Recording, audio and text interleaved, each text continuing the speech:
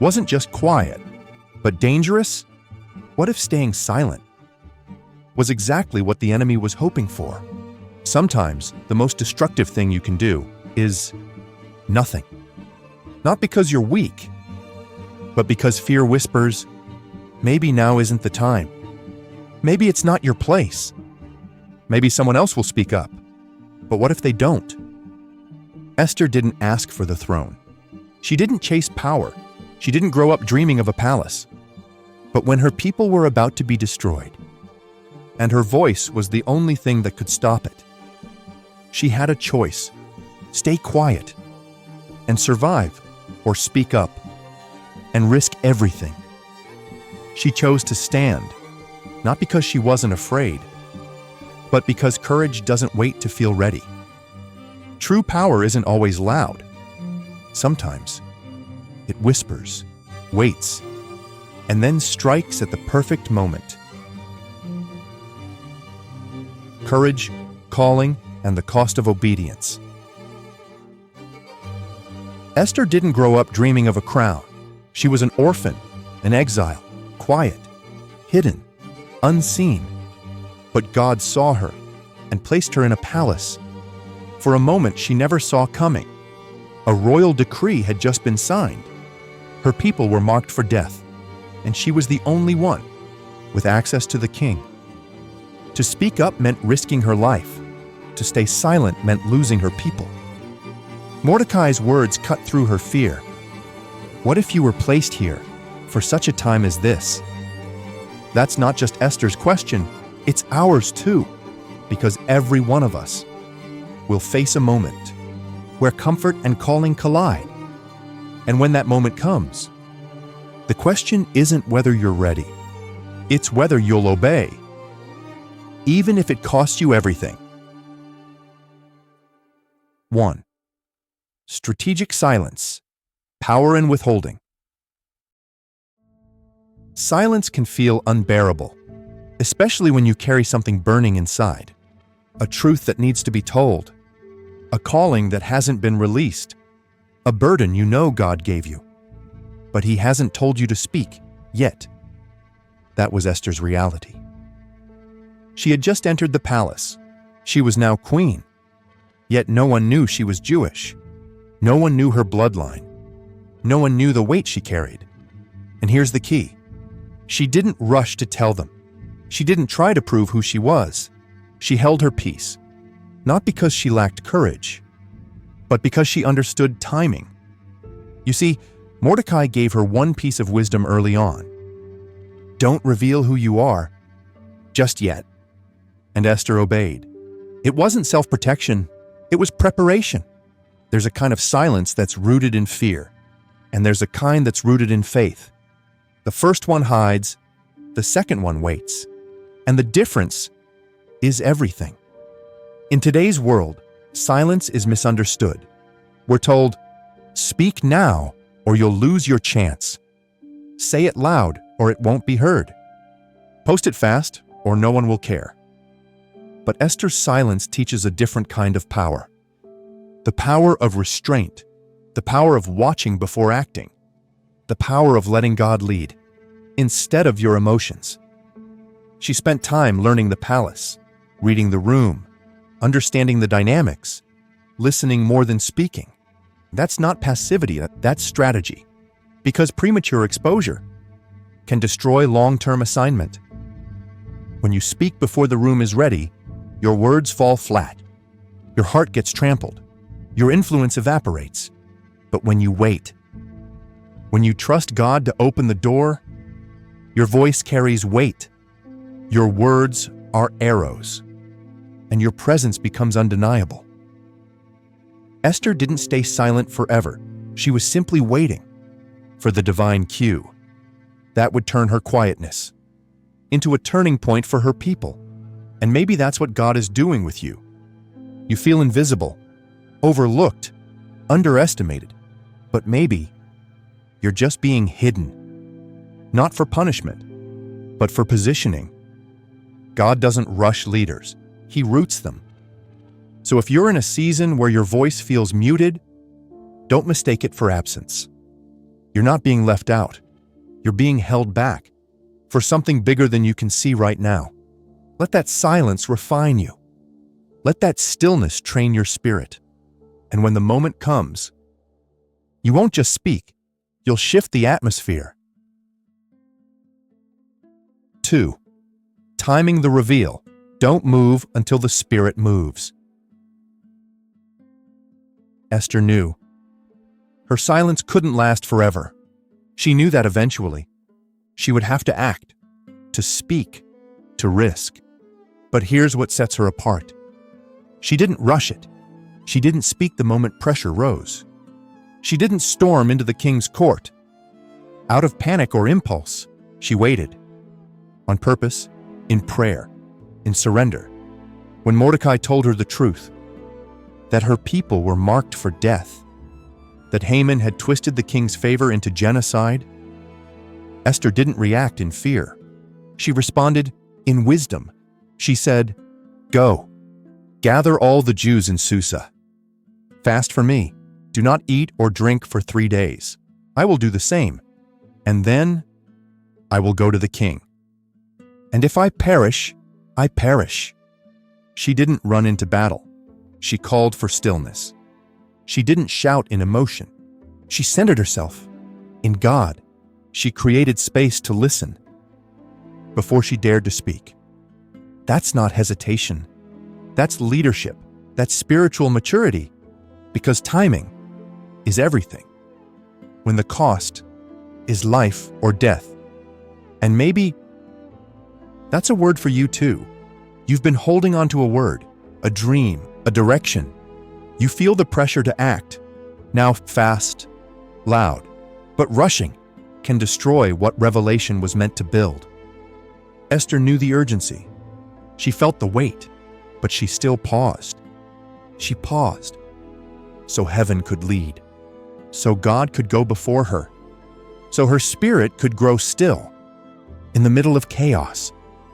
Sometimes the most spiritual thing you can do is slow down. The world will call it weakness. People will misread your delay. Even your fear will whisper, "You're too late." But Esther reminds us, when you move in the timing of God, you don't have to force anything, because heaven opens doors that hustle never could. So if you're in a moment where pressure is rising, but clarity hasn't come yet, don't move. Don't post it. Don't say it. Don't confront it until you've paused, until you've prayed, until you've fasted, until you've surrendered. There's power in waiting. And when the moment comes, you won't just react. You'll respond with authority, with grace, with the full backing of heaven behind you, just like Esther. 3. Purposeful positioning.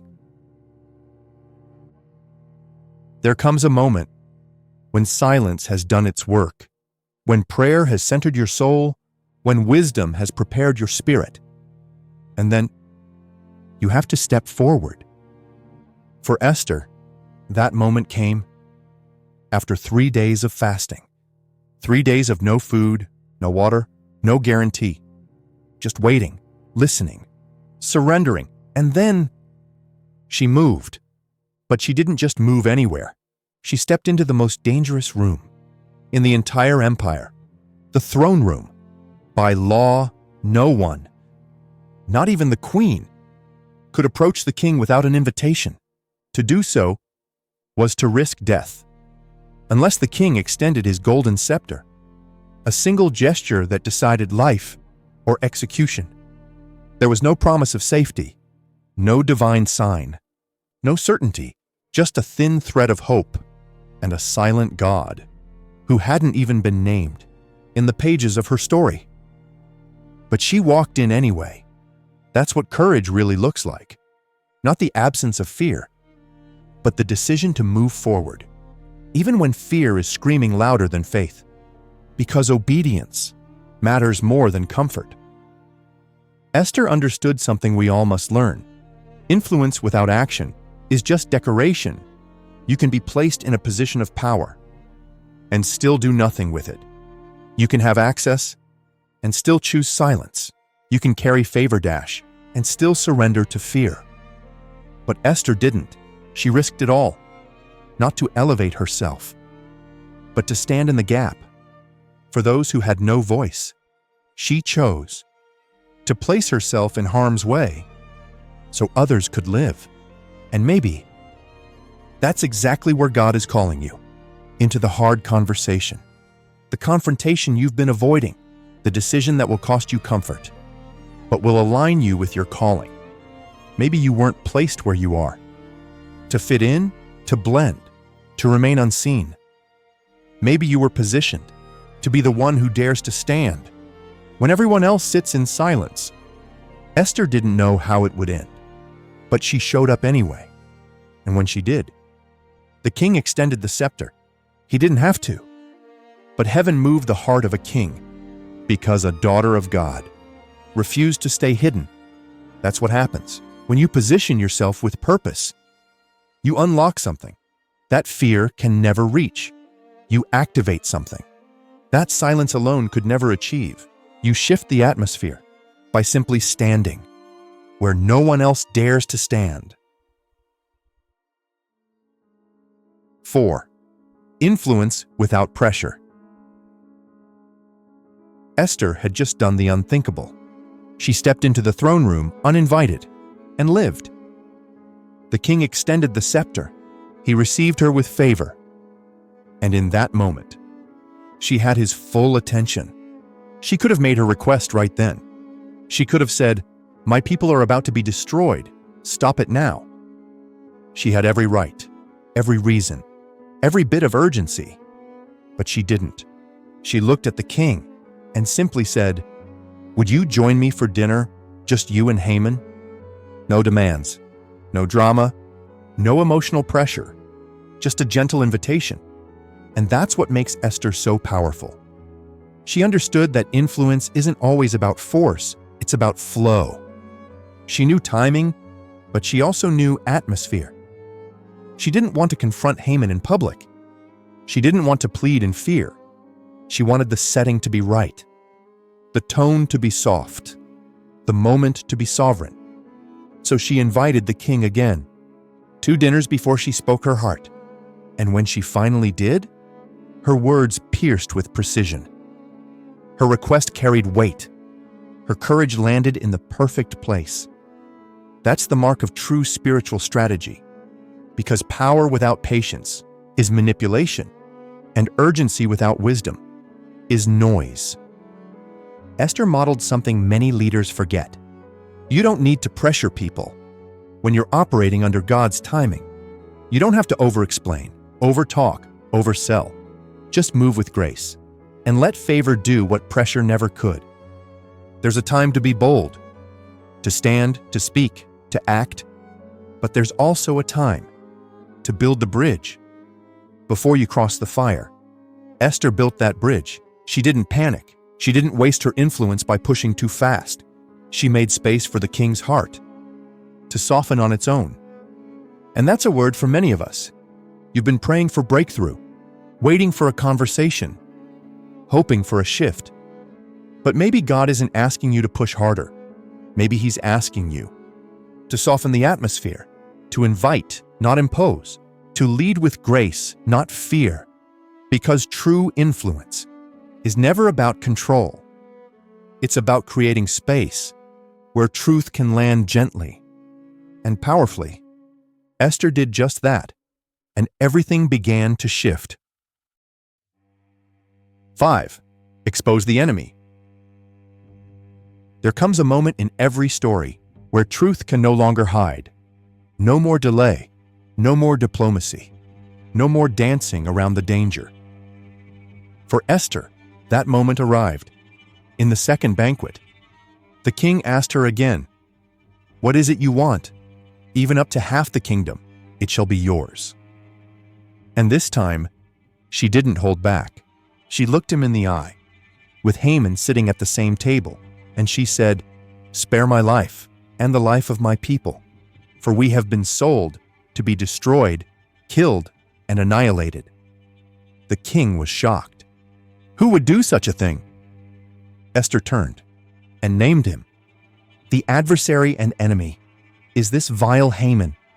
No screaming, no accusations, just truth, delivered with holy boldness. Esther did what many fear to do. She called evil by its name. She didn't generalize it. She didn't spiritualize it. She didn't soften it to protect her comfort. She exposed it, clearly, directly, without apology. And that's what spiritual authority looks like. Because some battles aren't won by silence. Some darkness doesn't flee until it's confronted. Esther had waited. She had prayed. She had fasted. She had built the moment. And now, she stepped fully into it. This wasn't just about saving her people. This was about unmasking the enemy so that justice could be done. And here's the truth. You will come to moments in your life where you must name what has been quietly destroying you. Fear, abuse, manipulation, generational trauma, spiritual oppression. You cannot heal what you refuse to face, and you cannot confront what you're too afraid to name. Esther's strength wasn't in her volume. It was in her clarity. She didn't shake. She didn't stutter. She spoke with the weight of heaven behind her. And that kind of voice, that kind of presence, only comes from someone who has done the work in silence and now speaks with divine purpose. If you're in a moment right now where the truth feels heavy, where naming the enemy feels risky, remember Esther. Remember that the kingdom doesn't advance through avoidance. It moves forward. When daughters and sons of God stand up and speak truth to power, expose the darkness with courage, with clarity, with confidence that heaven is standing with you. 6. Trust the invisible hand. There's something remarkable about the book of Esther. Something subtle, but deeply intentional. God's name is never mentioned. Not once. No visions, no angels, no prophets, no miracles. And yet, His presence is everywhere. From Esther's rise to the throne, to Mordecai overhearing the assassination plot, to the king's sleepless night, to Haman's downfall, to the deliverance of the Jews. You can trace the fingerprints of God through every twist and turn, but you have to be still enough to see it. This is what makes Esther's story so relevant for us today, because most of us won't hear an audible voice from heaven. We won't wake up to a burning bush. We won't always feel goosebumps in prayer. Most of us walk by faith, in silence. And that silence can feel heavy.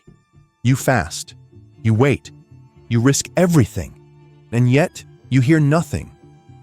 But Esther teaches us that just because God is silent doesn't mean He's absent.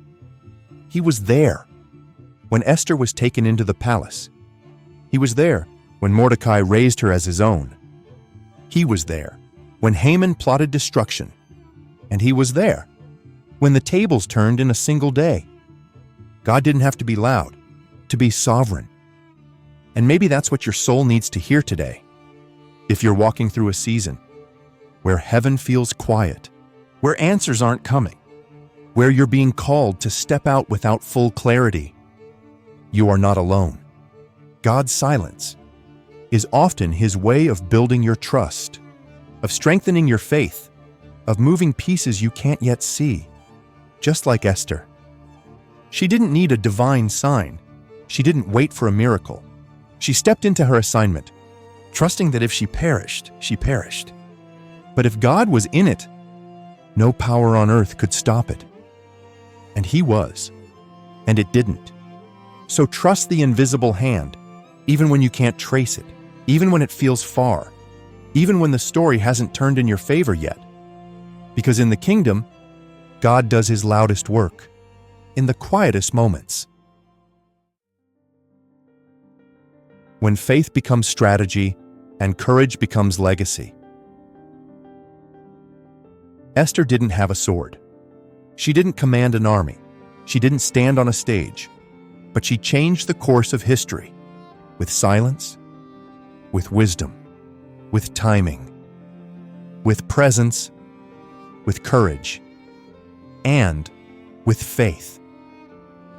She wasn't loud. She wasn't aggressive. She wasn't even invited into the battle. But she showed up anyway. And because she did, an entire people lived. Let's remember what made her powerful.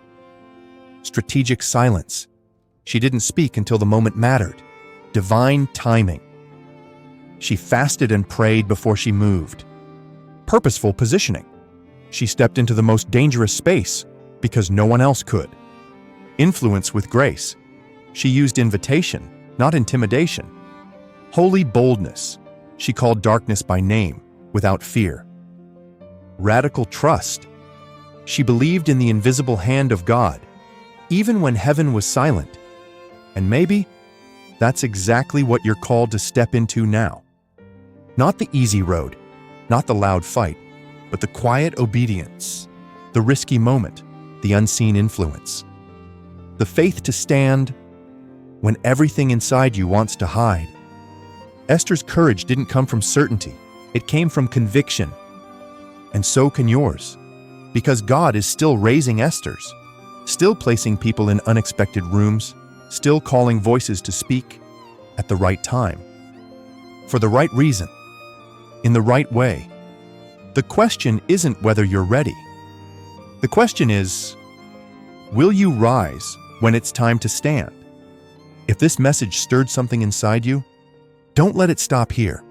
Step into it, speak when it counts, and walk with the quiet confidence that heaven is moving, even if you can't see it yet. Drop a comment. I choose courage, even when it costs me comfort. Subscribe if you're ready to lead with faith, strategy, and conviction. Share this with someone who's on the edge of obedience. They may be one step away from their Esther moment.